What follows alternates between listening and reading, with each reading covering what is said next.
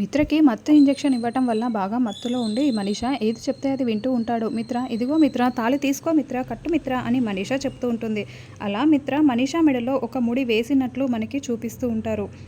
Sir కట్టండి sir అని పక్కనే పిఏ రాజు చెప్తూ ఉంటే సరేయు ఇదంతా వీడియో తీసుకుంటూ ఉంటుంది. ఇక్కడ లక్ష్మి ఏమో జానుకి ఏం చెప్తారు అని చాలా టెన్షన్ పడుతూ వెయిట్ చేస్తూ ఉంటుంది. అప్పుడే మనీషా దగ్గర నుంచి దేవయానికి ఫోన్ కాల్ వస్తూ ఉంటుంది.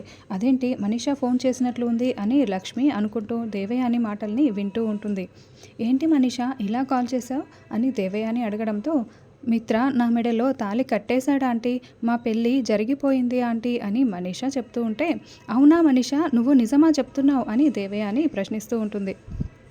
అవునా ఆంటీ నేను మిత్ర చేత తాళి కట్టించేసుకున్నాను, మా పెళ్ళి పూర్తయిపోయింది, సాక్ష్యంగా వీడియో కూడా తీయించుకున్నాను సరయు చేత, ఇప్పుడు ఇక ఎవ్వరూ నన్ను ఏమీ చేయలేరు అని మనీషా చెప్తూ ఉంటుంది.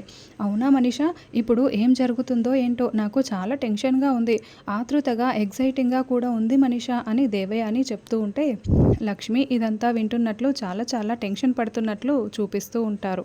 తర్వాత డాక్టర్ దగ్గర జానుకి పిల్లలు పుట్టే అవకాశం లేదని దేవయాని మనీషా చెప్పిందే కాకుండా మరొకసారి కన్ఫర్మ్ చేసేసుకుంటుంది. ఇక లక్ష్మితో గొడవ పడుతూ ఉంటుంది.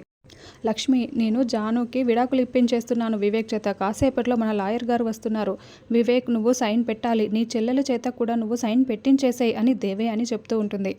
చిన్నత్తయ్య గారు ఇప్పుడు మీకు పిల్లలు పుట్టాలి నా చెల్లెలకి, అంతేకాదు వారసులు మాత్రమే కదా మీకు కావాల్సింది, జానుకి పిల్లలు పుడతారు చిన్నత్తయ్య గారు, వివేక్ జానుకి విడాకులు ఇవ్వడు అని లక్ష్మి చెప్తూ ఉంటుంది.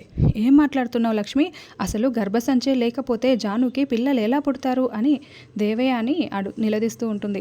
నా చెల్లెలకి నేను గర్భసంచి దానం చేస్తాను, అప్పుడు పిల్లలు పుడతారు కదా, అప్పుడు మీరు వారసులు కావాలను కన్నారు, ఇంకెందుకు వివేక్ విడాకులు ఇవ్వడం అని లక్ష్మి చెప్తూ ఉంటుంది. దాంతో దేవయాని చాలా షాకింగ్గా చూస్తూ ఉంటుంది. తర్వాత అరవింద కారులో ఇంటికి వచ్చేసినట్లు కోపంతో రగిలిపోతూ లోపలికి వస్తున్నట్లు చూపిస్తూ ఉంటారు. మనీషా ఏమో మెడలో తాళి వేసుకొని చాలా సంతోషంగా దేవయానికి ఫోన్ చేసి ఉంటుంది.